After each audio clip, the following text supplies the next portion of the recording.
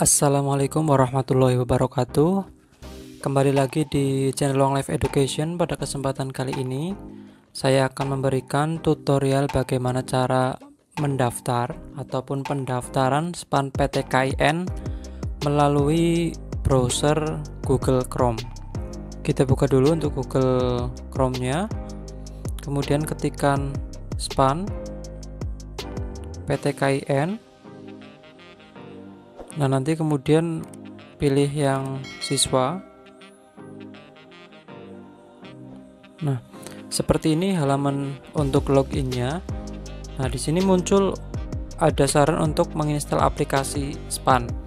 Ya, karena SPAN PTKIN tahun 2021 itu memberikan aplikasi yang tersedia di Play Store. Silakan teman-teman bisa mengunjungi Play Store kemudian mendownload ketika memang menginginkan mendaftar melalui aplikasi SPAN PTKIN. Saya juga sudah membuatkan untuk tutorialnya. Silakan nanti teman-teman bisa cek di channel video ini. Kalau misalkan memang teman-teman pengen mendaftar melalui Google Chrome, silakan untuk di close saja. Nah, kemudian teman-teman silakan login dengan akun yang sudah dibagikan oleh guru BK sekolah kalian. Kemudian untuk passwordnya juga dimasukkan, jangan sampai salah ketik. Nah, kemudian untuk captcha-nya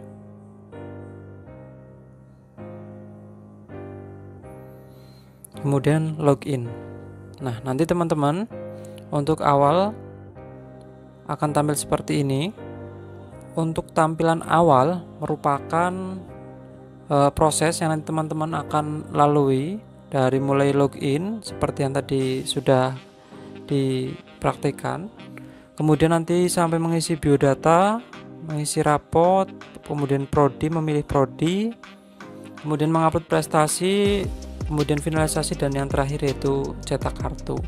Nah, teman-teman bisa di zoom, kemudian pilih rapot. Nah, teman-teman di sini saya mencontohkan login dengan akun siswa SMK. Jadi yang tersedia di sini mapelnya yaitu bahasa Indonesia, bahasa Inggris, kompetensi keahlian ataupun kejuruan, kemudian matematika dan juga PAI.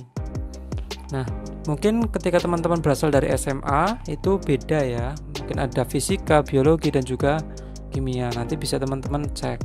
Sebelum untuk mengupload foto rapot, foto nilai rapot, teman-teman pastikan nilai yang sudah tersaji itu sesuai dengan yang tercantum di rapot teman-teman ya. Ketika nanti ada kesalahan, silakan teman-teman untuk melaporkan ke guru BK.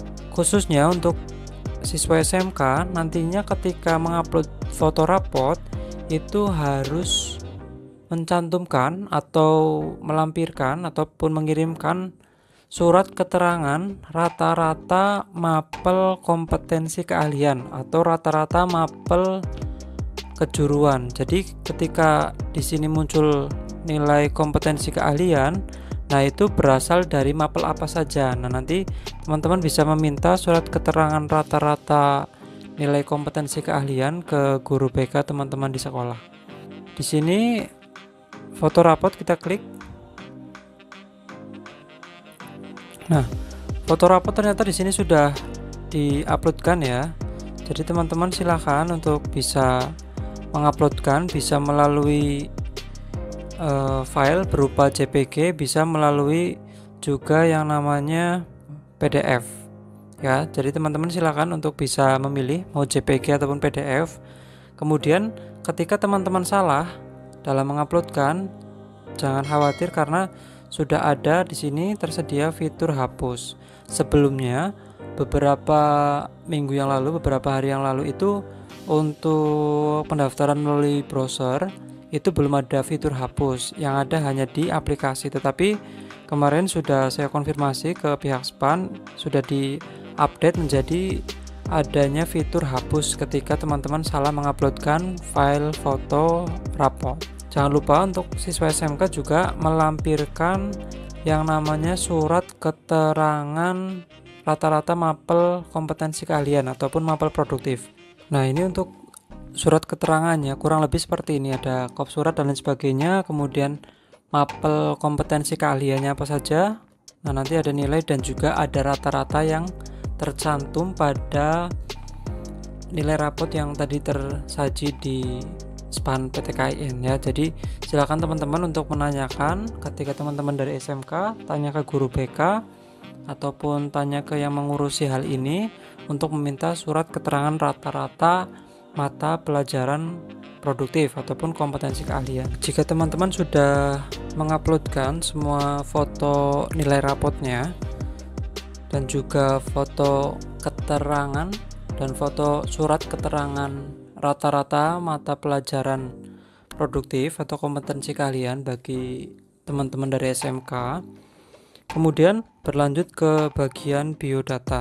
Di biodata ini teman-teman akan disajikan untuk mengisi ataupun mengupload foto teman-teman ya, tentunya yang formal, maksimal 500 KB. Nah, jadi teman-teman silakan nanti untuk klik unggah, kemudian pilih fotonya, kemudian akan ada isian data siswa meliputi nomor KTP atau NIK, tempat tanggal lahir, kemudian jenis kelamin, agama, alamat lengkap dari desa, RT, RW, kemudian kecamatan, kabupaten, kemudian nomor telepon. Usahakan nomor telepon ini aktif ya teman-teman, untuk tidak menggonta-ganti dulu nomor teleponnya.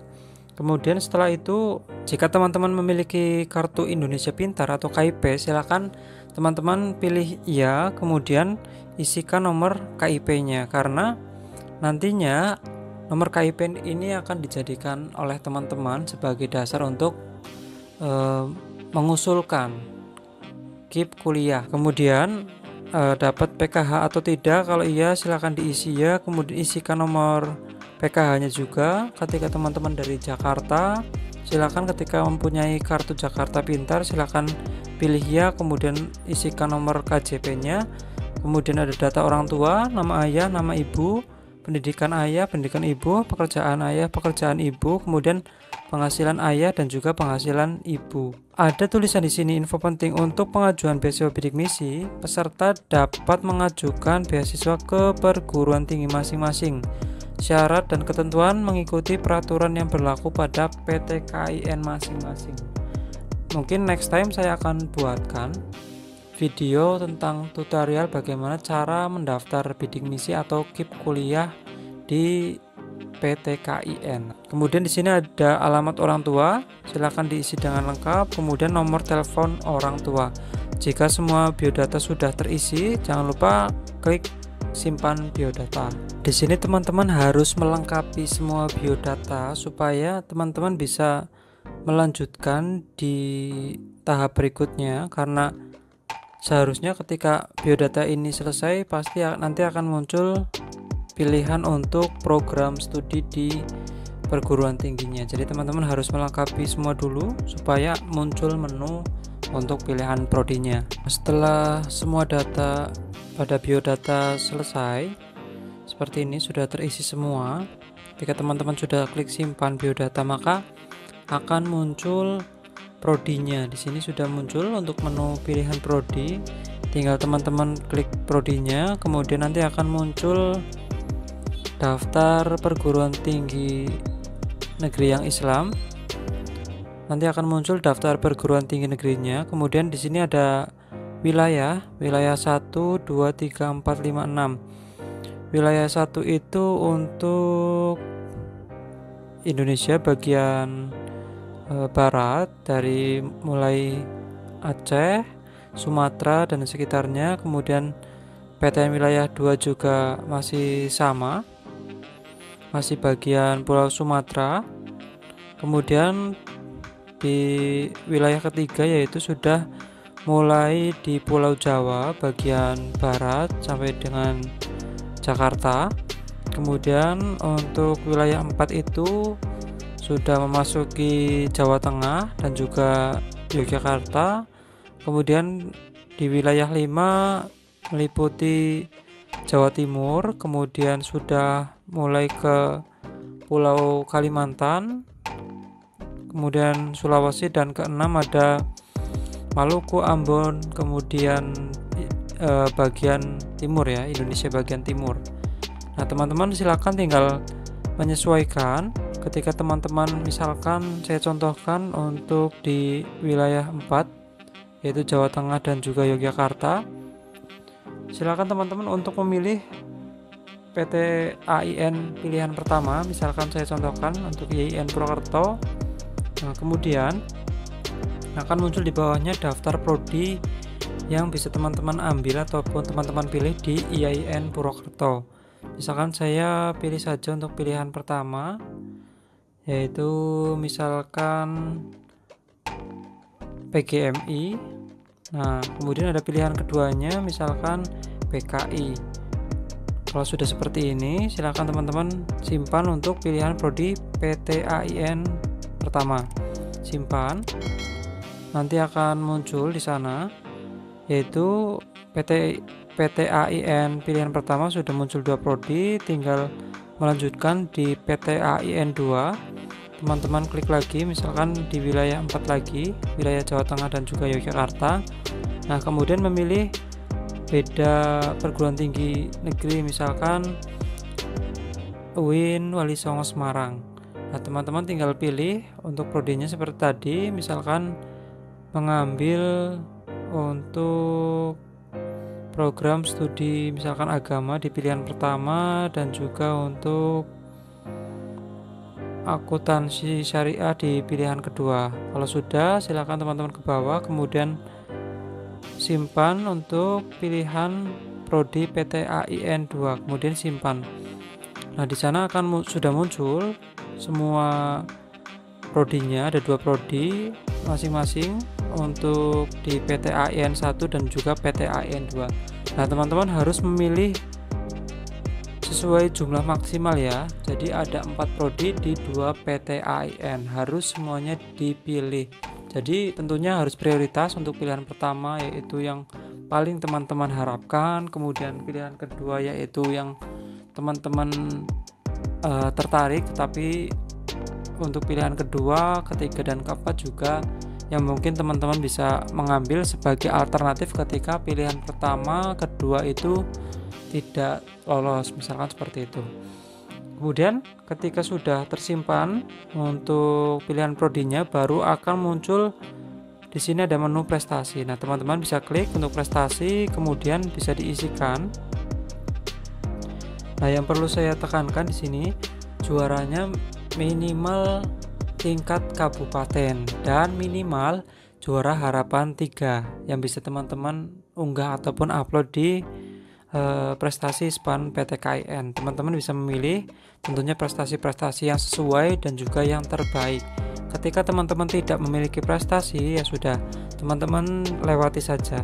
Kemudian tinggal ke menu finalisasi apabila data yang teman-teman isikan mulai dari mengecek file nilai rapot, kemudian mengupload file foto rapot, kemudian mengisi biodata, kemudian mengisi prodinya, kemudian ketika ada prestasi diupload prestasinya, ketika tidak ada dilewati dan memilih untuk finalisasi. Di sini teman-teman akan disuguhkan untuk mengecek kembali apakah sudah benar untuk fotonya, kemudian pilihan prodinya, data siswanya, kemudian data orang tua. Ketika teman-teman sudah yakin, nah di sini pastikan ada pesan, pastikan Anda telah melengkapi foto rapot Anda. Foto rapot Anda akan divalidasi oleh panitia dan jika tidak menyertakan foto rapot, maka data akan dinyatakan tidak valid dan dapat dinyatakan gugur. Nah, teman-teman tinggal klik finalisasi data, nanti akan tersimpan dan untuk cetak kartu pendaftaran. Nah, nanti kurang lebih akan seperti ini tampilannya ketika sudah finalisasi. Nah, teman-teman di sini merupakan akun yang sudah terfinalisasi, maka di bagian paling bawah di finalisasi itu tidak muncul finalisasi lagi ya karena sudah finalisasi. Kemudian untuk cetak kartunya sudah berada di sebelah kanan ya. Jadi teman-teman tinggal cetak kartu pendaftaran, nah, kemudian ditunggu, tinggal di download. Nah, kemudian ketika sudah di download dicek saja kartunya. Ini merupakan tampilan ketika teman-teman sudah memfinalisasi data dan juga sudah mencetak kartu, tampilannya akan seperti ini ya. Nah, silakan teman-teman untuk menyimpannya, kemudian untuk dicetak ketika nanti dinyatakan lolos sebagai salah satu bukti bahwasannya teman-teman telah mendaftar. Mungkin itu saja untuk tutorial pendaftaran SPAN PTKIN melalui browser Google Chrome. Semoga teman-teman bisa terbantu dan juga diperlancar, dipermudah sampai teman-teman dinyatakan lolos SPAN PTKIN. Kurang lebih saya mohon maaf apabila ada kesalahan dalam tutorial ini. Assalamualaikum warahmatullahi wabarakatuh.